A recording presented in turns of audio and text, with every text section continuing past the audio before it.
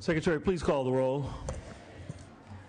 Alquist, Anderson, Berryhill, Blakesley, Calderon, Canella, Corbett, Correa, De Leon, DeSaulnier, Dutton, Emerson, Evans, Fuller, Gaines, Hancock, Harmon, Hernandez, Huff, Kehoe, LaMalfa, Leno, Ted Lieu, Carol Lieu, Lowenthal, Negrete McLeod, Padilla, Pavley, Price, Rubio, Runner, Semidian, Steinberg, Strickland, Vargas, Walters, Wolk, Wright, Weiland, Yee. A quorum is present. Will the members and our guests beyond the rail and in the gallery please rise? We will be led in prayer this afternoon by our guest chaplain, Father James Ritalis of the Greek Orthodox Church of the Annunciation. After which, please remain standing. We'll be led in prayer and we'll be led in the Pledge of Allegiance by Senator Alquist.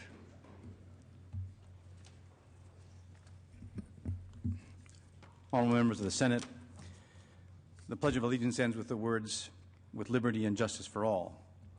The commemoration of Greek Independence Day is always contemporary in that it focuses on these two themes. So as we gather to honor the Greek heroes of 1821, let us emulate their zeal in the pursuit of these God-given rights, reflecting on the Greek national anthem and the book of Deuteronomy, two texts separated by 3 millennia, but united with a timeless message. First, the Greek national anthem, translated by Rudyard Kipling in 1918.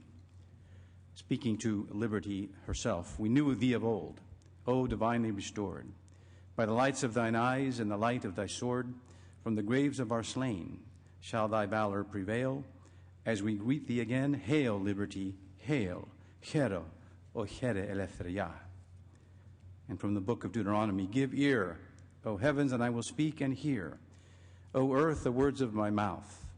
Let my teaching drop as the rain, my speech distill as the dew, as raindrops on the tender herb, and as showers on the grass.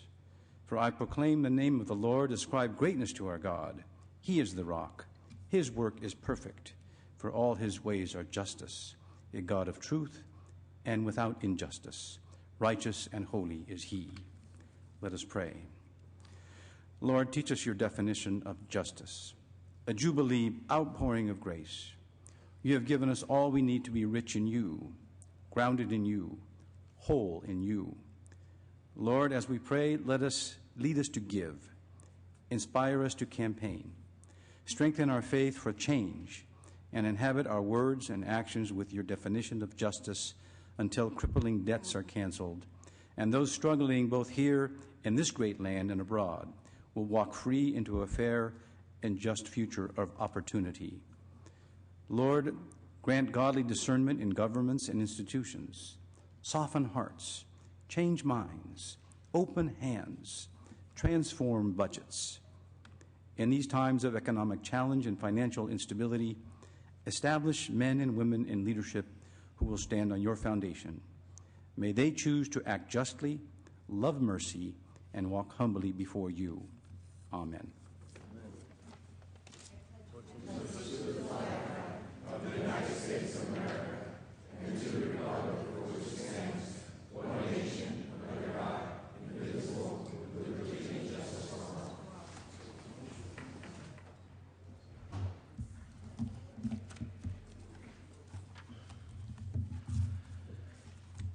Members, as we begin today's session, let's acknowledge in our presence former school board member, former ambassador, former congresswoman, former senator, Diane Watson.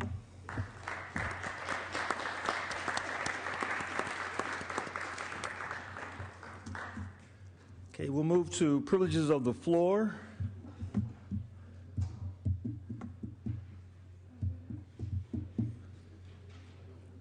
Senator Correa, not at his desk. Senator Corbett. Senator Kehoe. Okay.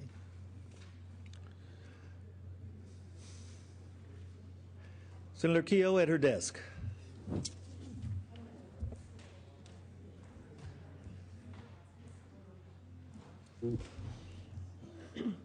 Mr. President and members, I'd like to introduce to the Senate two very worthy San Diegans from the Ocean Discovery Institute in my district. The Ocean Discovery Institute recently received the Presidential Award for Excellence in Science, Mathematics, and Engineering Mentoring from our President, Barack Obama. This institute uses science-based exploration of the ocean and nature to engage, educate, and inspire youth from underserved communities to develop an appreciation for San Diego's unique natural environment. And today we recognize the invaluable contributions made by the Ocean Discovery Institute to not only the residents of San Diego, but to all of California, because we all benefit from a younger generation of environmental champions and hopefully future scientists and educators. To accept the resolution on behalf of the Ocean Discovery Institute is the board chair, Trey Conrique, and ocean leader, college student Terry Singleton. So I would like a very warm welcome to these two wonderful San Diegans from the Ocean Discovery Institute. Let's welcome our guests from the Ocean Discovery Institute. Thank you, gentlemen, for your service.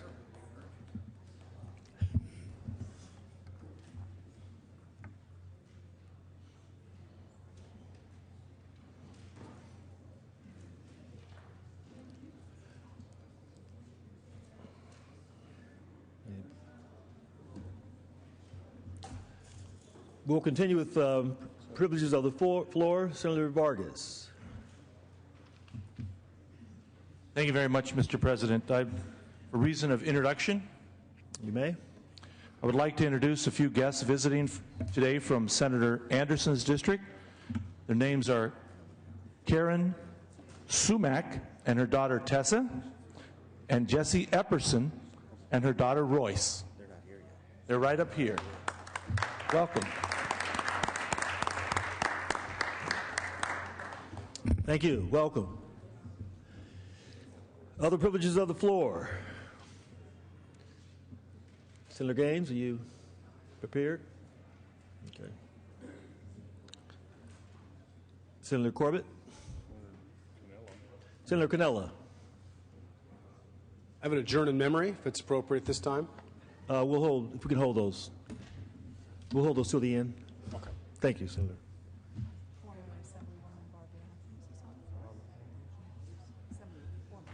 Members, let's welcome former Senator Barbara Matthews, also with us this afternoon. Senator, thank you for. Okay. Messages from the Senator Padilla. What purpose do you rise? No, just at the appropriate time. I want to make sure you're aware. I'd like to bring up file item 24 at the appropriate time. Okay, we're moving there quickly. Messages from the governor will be deemed read. Messages from the assembly will be deemed read.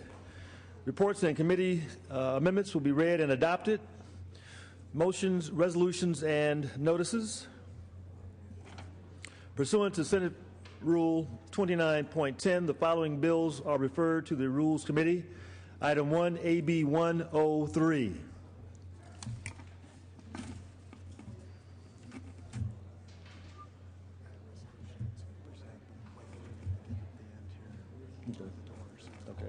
Okay. We'll move to consideration of the daily file. Item 1. Secretary, please read. Assembly Bill 103.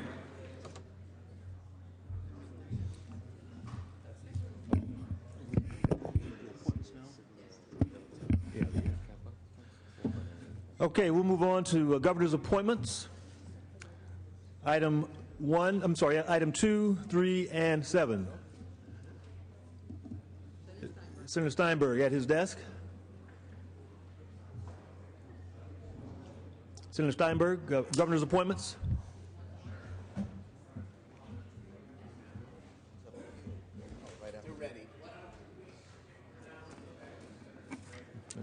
Senator Correa at Senator Steinberg's desk. For purposes of introduction, sir. You may proceed. Members, senators, take note that today we are also flying the Mexican flag at the podium today in recognition of our distinguished members, our guests today, from the Mexican National Senate who are joining us in the back of the chamber. This delegation is led by the Honorable Silvano Aurelios Conejo, Vice President of the Mexican Federal Senate. He's joined by three of his Senate colleagues, the Honorable Adriana Gonzalez Carrillo, who chairs the Committee on Foreign Relations North America, the Honorable Claudia Sofia Corichi Garcia, Secretary Chair of the Committee on Foreign Relations North America, and the Honorable Amira Gonzalez Tueme, Secretary Chair of the Committee of Foreign Relations North America. As all of you know, California and Mexico share both historical and economic ties and also have a very strong, close relations. And this delegation is visiting the state capital to continue the dialogue of addressing mutual issues of common interest. Please join me in extending a warm welcome to our esteemed guests from the Republic of Mexico.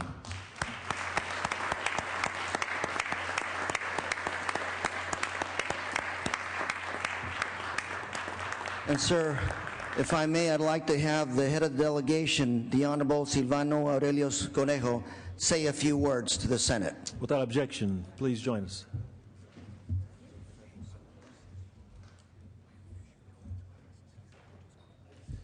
Muy buenas tardes, distinguidos senadoras, senadores. Es un enorme placer, un honor estar en la Cámara de Senadores del Estado de California. It's a pleasure being here to see you all. Okay. Works better. Hoy asistimos a California, Sacramento. Estaremos mañana en Los Ángeles. Una delegación de senadoras. Today we were visiting Un senador. Sacramento, and as you can see, there's a delegation of 3 female senators and 1 male senator. Tomorrow we'll be visiting Los Angeles. Una delegación plural de senadoras y un servidor que venimos a California, y hoy les expreso a ustedes el enorme interés que tiene el Congreso mexicano, el Senado, que por mi conducto agradece infinitamente esta oportunidad de estar con ustedes. We really thank you for the opportunity of being here before you on behalf of the Senate of the Republic of Mexico. I'm here again, like I mentioned before, with my female colleagues, the female senators, and myself, and it's a pleasure being here with you. Han sido ya presentadas mis compañeras, pero la senadora Adriana González Carrillo, que preside la Comisión América del Norte, la senadora Amira Gómez, secretaria de la Comisión, la senadora Claudia Corichi, secretaria de la misma. Okay, and as you had already been introduced to them before, the different senators here, Senator González, Amira Gómez, and Corichi here. Venimos a California con el enorme interés de seguir fortaleciendo los lazos de amistad, de cooperación, por esta cercanía, pero sobre todo por ese aprecio, cariño, reconocimiento que los mexicanos tenemos por un gran estado como lo es el estado de California. We come here to strengthen our ties, and also because the fascination we have as Mexicans for the state, and also we want to continue strengthening our relations. A California y a México nos unen muchos momentos de la historia. Compartimos además relaciones muy importantes en materia comercial. Compartimos una relación muy cercana, familiar. Hay muchas y muchos mexicanos que nacieron en México y vinieron a California, pero hay muchas y muchos mexicanos o hoy ciudadanos californianos de origen mexicano que nacieron acá. Por eso y por muchas razones más es que para nosotros es de la mayor importancia la relación con California y de manera particular de nosotros como integrantes del Senado mexicano con el Senado de California. And again, our relationship here, and we've had a long-standing relationship of commerce and trade and others, but also is the family relationship we feel we have with the state of California, because a lot of Mexican citizens have moved here to the state of California, and there's a lot of Mexican Americans now who are Californians now, become citizens too, but they have their ancestors coming back from Mexico.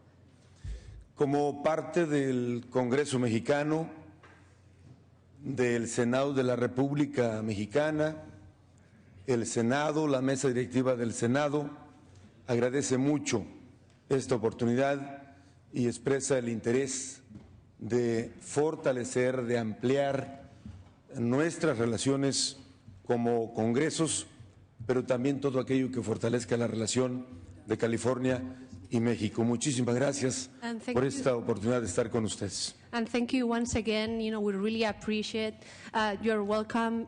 We, as both representatives of both Congresses in the different countries, we are welcoming to actually strengthen and have major connection with both of the states. And thank you so much for having us here. Muchas gracias. Muchas gracias, amigos. Senator De Leon. Mr. President, one thing we'd be remiss if we didn't also add, I know we have our visit from the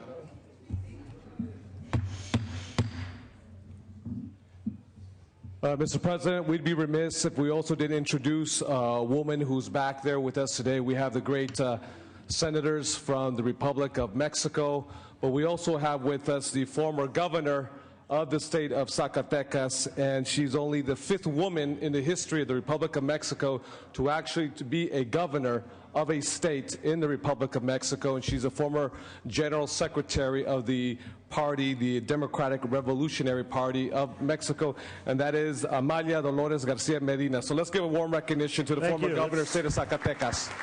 Let's welcome all of our guests. Thank you. Members, under motions and resolutions without objection, a photographer will be allowed on the Senate floor for today's session.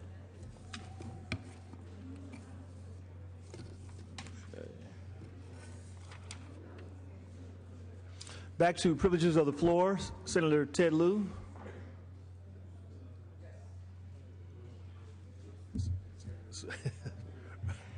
I just want to announce that a Leadership Torrance class of 2012 is here, and they're up here watching us in the gallery. All right, Leadership Torrance in the house. Welcome. Thank you. Senator Correa at Senator Steinberg's desk. Thank you, Mr. President. Just very quickly, for purposes of announcements, there'll be a reception for our guests from Mexico, room 211, immediately following session. And also remind senators that this week, starting on Wednesday, the Border Legislators Conference will take place here in Sacramento. As you know, that's a group of legislators from both north of the border, south of the border, addressing issues of common interest. If you want any more information, please see me. Thank you very much. Thank you. Senator Alquist at her desk. Thank you. And members, if I could have your attention, please. This is the 14th and last time I get to stand up and speak on the issue of Greek Independence Day.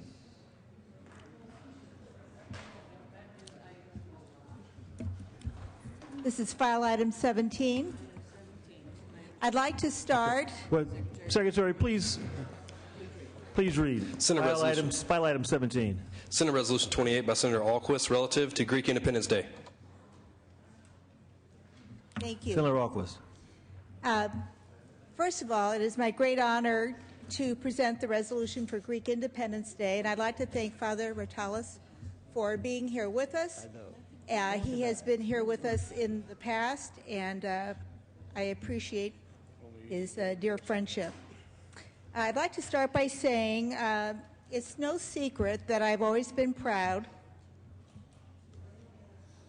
Senator Desaunier, that my father came from Greece in 1922 when he was 16, that my mother was born in America in 1912, 4 months after her parents came from Greece, from Elada, the small, brave country with a big heart and a great spirit that created the first democracy, that understood then, as we do now, that the supreme power to govern is invested in the people. Greece was oppressed by the Ottoman Empire for 400 years. That means that there were over 8 generations of Greeks who never saw the daylight of democracy. And I'd like you to think for a moment what that would mean for 400 years. That means for 400 years, when the churches were burned, when all written material was burned, that Greeks had to go underground with their language, with their culture, with their religion, and pass on to other generations by word of mouth what it was like to be Greek. But they never gave up hope. They were determined and they were persistent. On March 25th, 1821, after 400 years of oppression, they said no, they said ohi to dictatorship. They raised the Greek flag at the monastery of Agia Lavras. They came forward against all odds and showed great courage, and with the support of the United States, which sent funds and supplies, they fought for 8 years, which resulted in their liberation in 1829. And as you may know, Greece has always been an ally of the United States in return. Greece appreciated and appreciates what the United States did for them. In this prolonged act of courage, Greece showed the world that when it really comes down to it, that all human beings have the right to self-determination, to protect our heritage, our culture, and our religion. And so it is this message of preservation of our civilization that we must never forget. Zito I Elada, long live Greece. I appreciate your support for the resolution. Thank you. Discussion. Any objection with a voice vote? All those in favor signify by saying aye. Aye. Those opposed, nay. Okay, the ayes have it. Motion carries. Thank you. The resolution is adopted. Senator Corbett. Thank you very much, Mr. President. For purpose of introduction, may we return to that? We may. Thank you very much. Members, I am very honored today on behalf of the Legislative Women's Caucus and in honor of Women's History Month to welcome Lilly Ledbetter to the Senate floor today.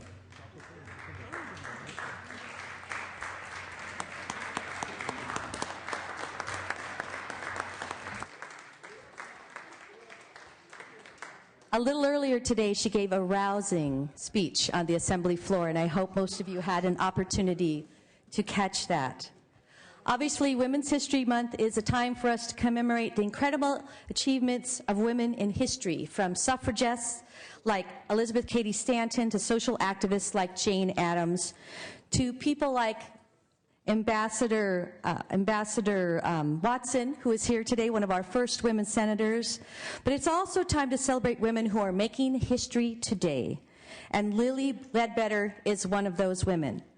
Lilly Ledbetter was one of the first women hired at the management level at Goodyear Tires in Alabama. Though she faced daily discrimination and sexual harassment, Lilly pressed forward, believing things could change and that she could achieve her American dream, not only for herself, but as I heard her speak earlier today, for her family and for women throughout the United States. 19 years later, she learned she was not receiving fair treatment from Goodyear. In fact, while the pay of her male colleagues rose throughout the years, she was making a lot less, despite doing outstanding work, and in fact, being rewarded and honored for her work. Lilly Ledbetter's struggle for equal pay went all the way to the United States Supreme Court. Her battle continued when the court denied justice to her and so many other women. She was encouraged by Justice Ruth Bader Ginsburg's dissenting opinion and Lily took her march for equality to Congress and the White House. She became the namesake of President Obama's first piece of legislation that he signed into law, the Lilly Ledbetter Fair Pay Act. I was very proud to support Lilly Ledbetter's efforts when I was Senate Judiciary Chair and floor managed legislation that would strengthen our state laws conforming with the federal law. Today, Lilly is a tireless advocate for change, traveling the country to urge women in underrepresented communities to claim their civil rights and to help secure the American dream for all. She is being honored today. She is the author of Grace and Grit, My Fight for Equal Pay and Fairness at Goodyear and Beyond, and she will be at the California Museum this afternoon from 4:30 to 6 signing those books and speaking of her work. Please honor Ms. Ledbetter, and let's celebrate an incredible woman by a great round of applause. Thank you, members.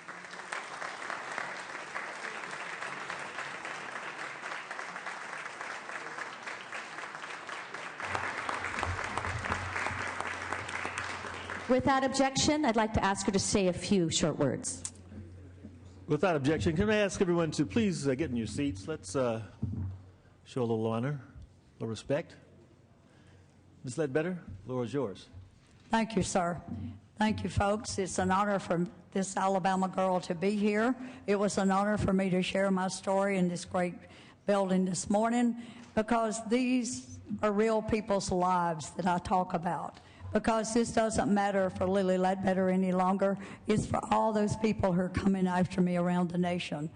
And it touches each one of us, because it's either some member of our family or someone we know. And you and I have to continue the battle for equality in the workforce. And remember, it is real people's lives. It's not a fiction story. It really remains to be a real person's life in each situation. And we're still, our American families are so far behind in our equality in pay, and it goes on into retirement and will follow you for the rest of your life. That's one of the reasons that I'm so passionate about what I do today and talk about, because this is critical in our country to stay up with the other countries around the world. Thank you, and God bless you for all you do. Thank you, Mrs. Ledbetter. A real shero. We appreciate that. And members, thank you for your cooperation as well. And while we're on our best behavior, let's acknowledge former Senator Dee Dee Albert, who's in the back with us today also. Senator? She was. There she is. Okay, members, we're consideration of the daily file, Assembly third reading, item 24. Secretary, please read. Assembly Bill 1073 by Assembly Member Fuentes, enacting to energy and declaring the urge thereof to take effect immediately. Senator Padilla. Thank you, Mr. President, colleagues, including those that are taking photos. This is AB 1073, which is a follow-up measure to last year's SB 226 by Senator Simitian. SB 226 from last year authorized a small group of solar thermal energy projects that were certified by the California Energy Commission after August 15th of 2007 and prior to September 1st of 2011 to petition the Energy Commission for an amendment to their original certificate if they converted their renewable technology from solar thermal to solar photovoltaic. The enabling legislation excluded projects that were challenged in court from seeking such an amendment to their certificate. Long story short, the project that is part of AB 1073 was at the time challenged. Since the passage of 226 and its signing into law, that challenge has been dismissed. So this project is now in all ways consistent with the projects that benefited from SB 226. AB 1073 clarifies what I believe was the original spirit and intent of SB 226 And this bill will allow a new project to also benefit from the same amendment and expedited treatment. And there's language in this bill that clarifies that nothing in this law abrogates a party's right to challenge projects going forward and maintains all of CEQA's protections as we know them and love them. I ask for your aye vote. Session, Senator Simitian. Thank you, Mr. President and members. I rise in support of AB 1073, our file item 24. Members, this is one of those cases where the details matter, as painful as the saga may be, and I'll look to the floor manager to confirm this set of events. The measure that I authored, which was SB 226, was designed to facilitate solar projects moving forward without engaging in unnecessary and duplicative environmental review for a very small, well-defined group of folks who were essentially caught in the midst of a technology change in the industry. The language was carefully crafted in 226 to be just that limited. It went on to say that the exception for that small number of folks did not include folks who had been challenged pursuant to specified provisions of law, but then we were asked for a clarification, which clarification came in a letter to the Journal to point out two things. That obviously if the challenge had been dismissed, the benefits of the bill should still apply, and that even if the challenge had been dismissed, that did not preclude people from challenging these projects on some other basis. That was the language of the letter to the Journal, which was approved by both sides. This measure seeks to incorporate essentially those same two provisions in statute. I believe it is consistent both with the original legislation, which was SB 226, and that it is consistent with the letter to the Journal that was approved by both sides. To try and reduce all of that down to a nugget or two, we obviously want to facilitate folks moving forward who are caught up in the technology shift, but we don't want to allow folks who are otherwise in violation to take advantage of that provision. That's what 226 was designed to do, that's what the clarifying letter was designed to do, and that's what this measure is designed to do.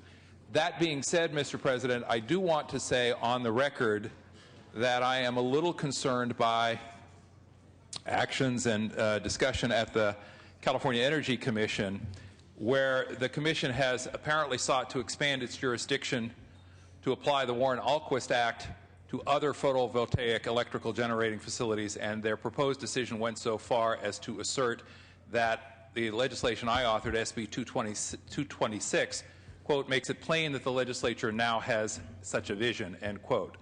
I want to assure you as the author of that legislation that that is not the case, that in no case can Senate Bill 226 be considered a vision for a broader application.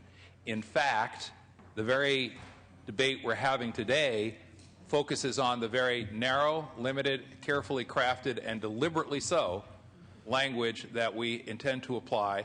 And I want to be clear both about my support for today's measure, but also about my concern on the part of the Commission to overreach in this area. That being said, I would respectfully ask for an aye vote. Thank you. Any other debate or discussion? Senator Wright.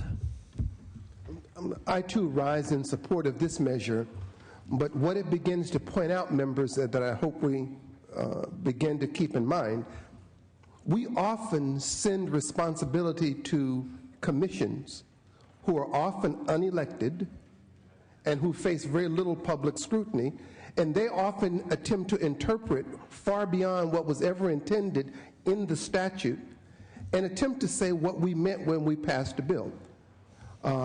In the committee hearing Senator Simitian's letter, we looked at it, and since none of us actually understood Joe's law, we had a difficult time trying to decipher what the letter meant.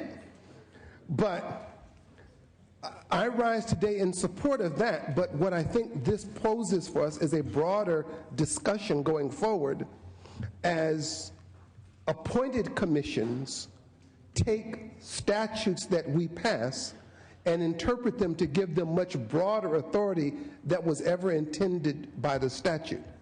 This is not unlike what we've seen in other instances. We'll come back and fix some of those, but I just want to again pose that we are making a repair here on a expansion or an interpretation of a law that was done by this body. So we'll have to be clearer in our statutes and much more narrow in terms of how much flexibility or broad power we give commissions. Because if you don't, then they'll assume that they can, you know, as that old saying, if you give them an inch, they'll take a mile. We have to be sure that we specify exactly how much latitude we're putting into statute. Otherwise, you'll get what you ask for. Thank you. Senator Rubio. Thank you, Mr. President. Segueing off of what the fine Senator Rod Wright brought up in terms of this broader discussion, what was brought to the forefront in the committee hearing is the certainty in the permitting path for the private sector, because as many of you know, when you petition the California Energy Commission for a permit, the only path to challenging it from a legal perspective is before the California State Supreme Court, which provides a great deal more of certainty in the permitting process. And so while I stand before you today or with you today in support of this particular measure, I do want to highlight providing that certainty in the permitting process. And secondly, that is done so that we can put people back to work with the unemployment numbers that just came out this last week.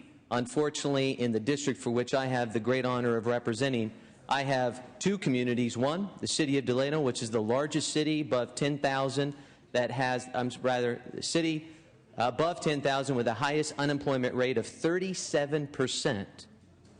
37%. Worse, Rich Grove, which has just over 1,000, is one of the few cities that has over a 50% unemployment rate right now.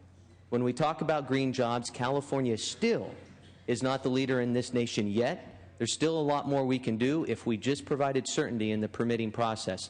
This particular measure, I'm in strong support of it because it continues the effort to start this broader discussion about how we can provide that certainty. So thank you for bringing it up, Senator Padilla. Thank you. Any further debate or discussion?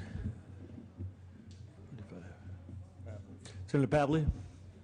Yes, just a few questions of the floor jockey. Just in Senator Padilla, in your close, if you could just articulate for me the process of review with the Energy Commission. This is a relatively new kind of concept where it goes, if it's challenged through administrative review, after administrative review, and they haven't had a lot of expertise in a full and robust environmental review at the Energy Commission, that it goes up to the state Supreme Court where procedurally they've never heard or addressed any of these issues. I guess I'm not sure what the legal term is, but it's just put aside. And if you could sort of address that. And my understanding, and I could be wrong on this, last year we were here and the Energy Commission was on everyone's target list, and now we love the Energy Commission, so I'm relatively entertained by that. But I believe Senate Bill 226, part of the reason, and that's what was the need for expediting the review because of the potential loss of the RS stimulus dollars. My understanding that that no longer is the case, or maybe it is. I think that's a fact we should know about in your close, if you could articulate the answer to that for me. Thank you very much. Any further debate or discussion? Seeing none, Senator Padilla, you may close. So thank you, thank you, Mr. President, and to the members who rose in support, particularly Senator Simitian, author of last year's SB 226, and the all-important letter to the file that addressed this issue, because it was pointed to by a lot of individuals in regards to AB 1073, really on both sides of the issue. In response to Senator Pavley, I'd beg to slightly differ on the characterization that the CEC was on everybody's target list last year. They were certainly the center of attention of a lot of discussions, not because we don't like the Energy Commission, but because we like it when they do their job as we expect them to the standard that we expect them to, and specifically in the ways that the legislature directs them to, and not above and beyond. So to the extent that there's been attention to and at times critique or criticism of the Energy Commission, it's only because of the legislature's beliefs and what we're trying to get accomplished, and we want the CEC to live up to our expectations. Second, to Senator Simitian's point about this tangential conversation there was in committee relative to the CEC's jurisdiction or authority as it pertains to these particular projects, and sort of a self-interpretation at the Energy Commission that they don't need legislation, this is well within their domain. I think the very fact that SB 226 was introduced and acted upon by the legislature, and AB 1073 before us now, I think reaffirms that the legislature's position is they do not have the authority but for what the legislature gives them, and not above and beyond. So it may not be what the legislature says or doesn't say in our bills, but just as importantly, if not more importantly, what we do via our actions. And lastly, to Senator Pavley's other point about what was also discussed in committee, the California Energy Commission's capacity, if you will, to conduct the thorough, comprehensive environmental review, their ability versus local government's ability, depending on the renewable technology, which entity or which level of government is the lead on the environmental review. I think that's a good question, but I have confidence in our Energy Commission's capacity to conduct a proper review. If they can do it for one renewable technology, they can do it for another renewable technology, because at the end of the day, it's a comprehensive CEQA required environmental impact review and mitigation process, and anybody who would question the outcome of a process, regardless of the reason, whether they think the CEC is up for it or not, they have their ability to challenge in court for any faulty findings or determinations, just like they would with any other project at any other level of government. So I think the other recourses that they have are consistent with ensuring the quality and protections that we have in state law. With that, I'll ask for your aye vote. Thank you. Secretary, please call the roll. Alquist. Aye. Anderson. Berryhill. Blakesley. Aye. Calderon. Canella. Aye. Corbett. Correa. De Leon. DeSaulnier. Aye. Dutton. Aye. Emerson. Aye. Evans. Fuller. Aye. Gaines. Aye. Hancock. Harmon. Aye. Hernandez. Aye. Huff. Aye. Kehoe. Aye. LaMalfa. Leno. Ted Lieu. Aye. Carol Lieu. Aye. Lowenthal. Negrete McLeod. Aye. Padilla. Aye. Pavley. Price. Rubio. Aye. Runner. Simitian. Aye. Steinberg. Aye. Strickland. Aye. Vargas. Aye. Walters. Aye. Wolk. Wright. Aye. Wyland. Yee. Yee, no. Secretary, please call the LaMalfa, aye. Anderson. Berryhill. Calderon. Aye. Corbett. Correa. Aye. De Leon. Aye. Evans. Hancock. Leno. No. Lowenthal. Pavley. Price. Aye. Aye. Runner. Wolk. Wyland. Ayes 28, noes 2 on the urgency. Ayes 28, noes 2. The bill passes. Senator Gaines, what purpose do you rise? Privileges of the floor. You may proceed. I'd like to present a resolution today in honor of Richard Tuttle. Both Richard and his wife Sally are here today, and their friends Ralph and Claudia Eldridge. It's my privilege to recognize one of my constituents, the Honorable Richard Tuttle. A native of Auburn, Richard Tuttle was raised in Nevada City and in 1941 signed up for the Army, serving his country as a radio operator on a B-17 and B-24 heavy bomber. In January 1942, he was shot down and was a prisoner of war in Stalag 17B for 2 years. Richard Tuttle received 11 awards for valor, including the Distinguished Flying Cross. After World War II ended, he entered Stanford and graduated from law school, where he focused on title law and civil rights issues. Among his many professional achievements, Mr. Tuttle served as a Sacramento Superior Court judge, as well as counsel to a number of state commissions. In 2004, at the age of 83, Mr. Tuttle was fully retired, but has continued working as a small business owner. Today, at the age of 91, he shares his life of history as a community speaker and through a published book, Nevada City and Beyond, An Unscripted Life. Richard Tuttle is a true inspiration for his exceptional spirit and devotion to making a difference in his community. Please join me in recognizing him for his achievements and service to the state of California.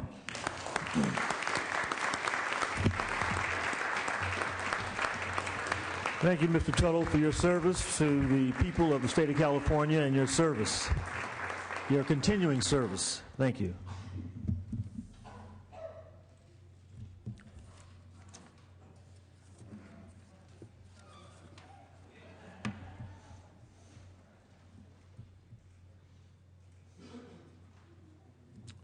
Thank you. Thank you again. Yes, please. Mr. Tuttle. Briefly. Thank you, Ralph, for those kind words. It's an honor for me to appear before this body today. It's not the first time I've been in this room. Some years back, I administered the oath of office to Patrick Johnston, a senator, a longtime member of this body, chairman of Senate Appropriations, whose knowledge of state law and financial matters continues to amaze people who know Pat. And I want to say that I came to Sacramento in 1938, and in 1941, I enlisted in the Air Force and served overseas and was in service for 4 years. I better stop rambling and let it go. Thank you very much. I'm honored. Thank you, Mr. Tuttle, again for your service to our state. Okay, members, we're moving back to governor's appointments. Thank you, Mr. President. I'm about to begin governor's appointments. Before I do, unless I missed it, I want to make sure we say hello to another former colleague here, former chair of the Senate Appropriations Committee, a great member, Dee Dee Alpert from San Diego. Please welcome Senator Alpert.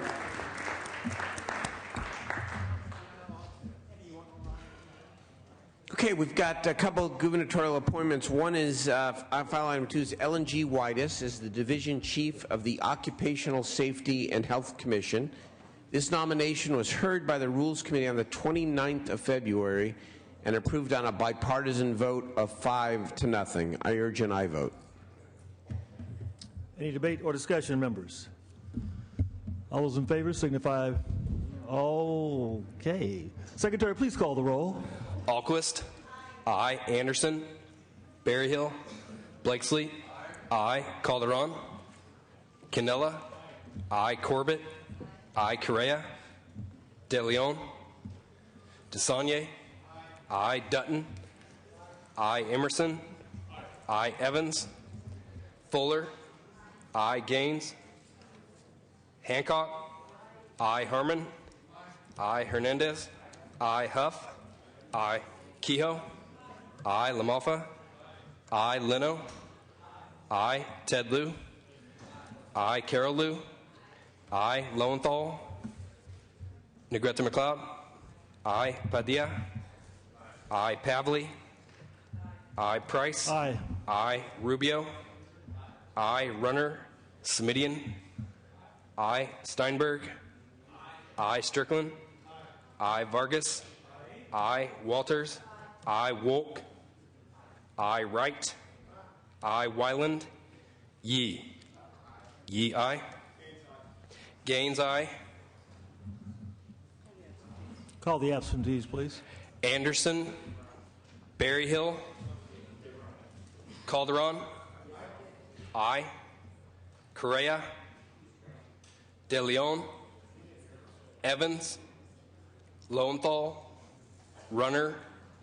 Wyland. Ayes 32, no 0. The appointment is confirmed. Mr. President, item... File item 3, if I might, please. This is the appointment of Joan A. Markoff as the Chief Counsel for the Personnel Administration Department, otherwise known as the DPA. This was approved the same date, the 29th of February, on a 5-0 vote. A very impressive nominee. I'd urge an aye vote. Members, any objection with using the previous unanimous roll call? Seeing none, ayes 32, noes 0. The appointment is confirmed. One more. Item 7, Mr. President. This is file item 7. Thank you. This is the nomination of Carlos G. Ramos as the Secretary of the California Technology Agency. Mr. Ramos was appointed on a 5-0 vote. And on this nomination, Mr. Ramos is very competent. He's been in the IT world for a long time and has an impressive record. The committee was concerned and questioned him at great length about who's accountable within state government, aside from the governor, of course, who's accountable within state government for IT's success or failures when it comes to the state. Because as we know, California doesn't always have such a great history when it comes to IT projects. Secretary Ramos assured us in writing that he is accountable for the success and failures of the state's technology portfolio. Given those assurances and his good track record, committee approved him 5-0. We urge an aye vote. Any objection with using the previous unanimous roll call? Seeing none, ayes 32, noes 0. The appointment is confirmed. Okay, back to motions and resolutions. Senator Corbett at her desk.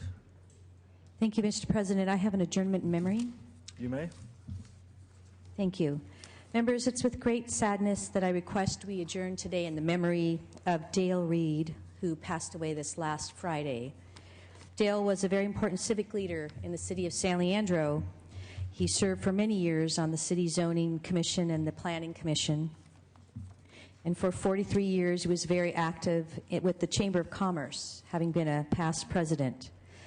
Dale was also very involved in the business community, and he was always working to help foster a business-friendly community. Dale retired from his truck dealership company in 2007, but remained very active in the community with other businesses and with government officials in San Leandro. In fact, I could never remember seeing him not being involved in some sort of program to make the city a better place to live and a better place to do business. He was always working at it. His passing is a tremendous loss to the city of San Leandro, to his family, and to his friends, and to countless people whose lives are better because of his hard work, his passion, and his integrity, and his commitment to the community. Please join me in sending our thoughts and prayers to his wife, Donna, also a very lovely and committed community member, his 3 children, Kathy, Richard, and Ann, and the rest of his extended family in San Leandro. It's a great loss. Thank you, members. Thank you, Senator Corbett, and please extend the sympathies of the Senate. Senator Cannella, for what purpose do you rise, sir? Adjourn in memory. Please proceed. I rise to adjourn in memory of former Mayor of King City, John Myers, who passed away on March 23rd at the age of 83.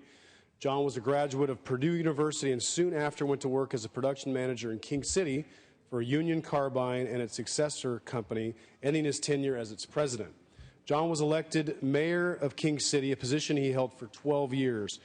In his time, John oversaw creation of the San Antonio Community Park, which provides numerous recreational opportunities for children and is the only park in Monterey County with full-size soccer fields, baseball diamonds, and a state park. In 2000, John and his wife were named King City Chamber of Commerce Citizens of the Year. Our thoughts and prayers are with the Myers family. Thank you, Senator Cannella. Senator Cannella, I'm advised by the desk staff that we do need to have you bring the name forward to make sure that the mayor's passing is properly memorialized, and if you would please convey the sympathies of the Senate as well as thanks for the years of public service. Senator Price at Senator Steinberg's desk. For what purpose do you rise, Senator? Introductions. For purpose of introduction. Please join me in welcoming my guests from the Delta Sigma Theta Sorority Incorporated, the Far West Regional Leadership Group. They've been in town all day today, Women in Red.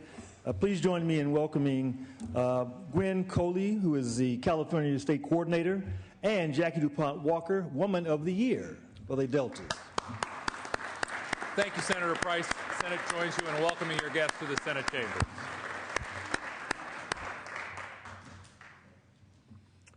Members, we are still under motions and resolutions.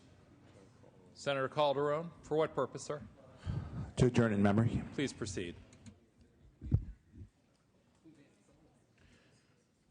Well, seeing as we have a delegation here from Mexico today, and that it's Women's of the Year Day, I think it's appropriate that we honor and remember a great-granddaughter of one of the last governors of California under Mexican rule, which we have recently lost, Bobby Pico Cabral, 96, one of 3 surviving great-granddaughters of Pio Pico. She passed away March 10th at her Los Nietos home. She was in her own bed, surrounded by her family and some of her children.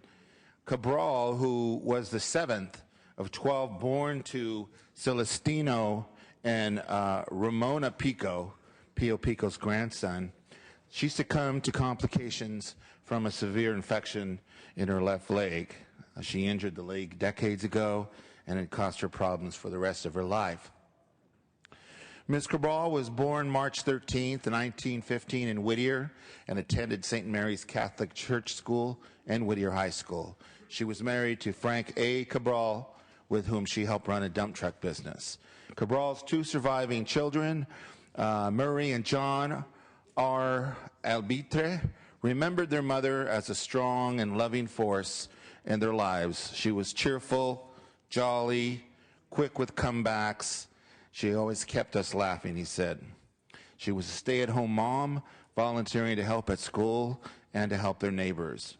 Cabral's graciousness extended to those who needed a place to stay. There were so many people needing a place who stayed at their house, Mr. Murray recalled. Some of those were jockeys from Mexico who were racing at local racing tracks. It was kind of her passion, horse racing.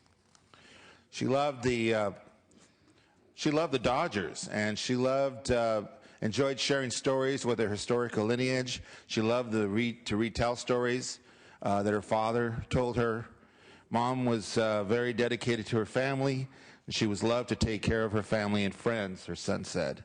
In addition to her surviving children and their spouses, Daryl and Jenny, Cabral is survived by sisters Josie Pico Marquez, 99 of El Monte, and Della Pico Verdugo, 94 of Baldwin Park, 12 grandchildren, 33 great-grandchildren, and 7 great-great-grandchildren. She will be missed. Thank you, Senator Calderon, and again, please express the sympathies of the Senate.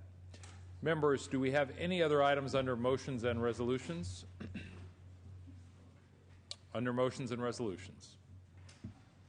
If not, Senator Calderon, another. I do have one more adjourned in memory. Forgive me. Thank you, Senator Calderon. Thank you, everyone, for your patience. But we did lose another resident in my district, Harut Hajinian, who is an example of the wealth California has in its immigrant population. Mr. Hajinian was born in Beirut, Lebanon in 1947 and passed away in El Monte, California on March 15th. Harut was previously a successful self-employed jeweler for 40 years. He loved family gatherings, especially family barbecues, and he followed the Lakers, the Dodgers, the Kings with much passion. He loved to make people laugh by telling jokes and was an avid poker player. He is survived by his wife, Margaret, of Montebello, and his daughter, Sarah Kirkosian of Studio City. And his son is fiancé, Jack Hajinian. Jack, who is one of our newly elected councilmen in Montebello, my hometown, and survived by Ani Mimarian and his mother, Ramala Hajinian. Along with others, he was an active family man, and he will be missed by many. I ask that you endure in his memory today. Thank you. Thank you again, Senator Calderon, and once again, please convey the sympathies of the Senate. Senator Gloria Negrete-McLeod, for what purpose do you rise, Senator? Thank you, Mr. President. Purposes of announcement. Please proceed. After adjournment, the PERS committee hearing will meet in room 2040, provided we get out of here at some point. Thank you. Duly noted. Senator Padilla, for what purpose do you rise, sir? Also for purpose of announcement. Please proceed. Colleagues, I'd say about 10 minutes after adjournment, the Senate Select Committee on English Learners will meet in room 112 for our informational hearing today. Senate Select Committee on English Learners in room 112. Thank you, Senator Padilla. Duly noted. Members, do we have any other items under motions and resolutions? If not, and there appears to be no other business, Senator Steinberg.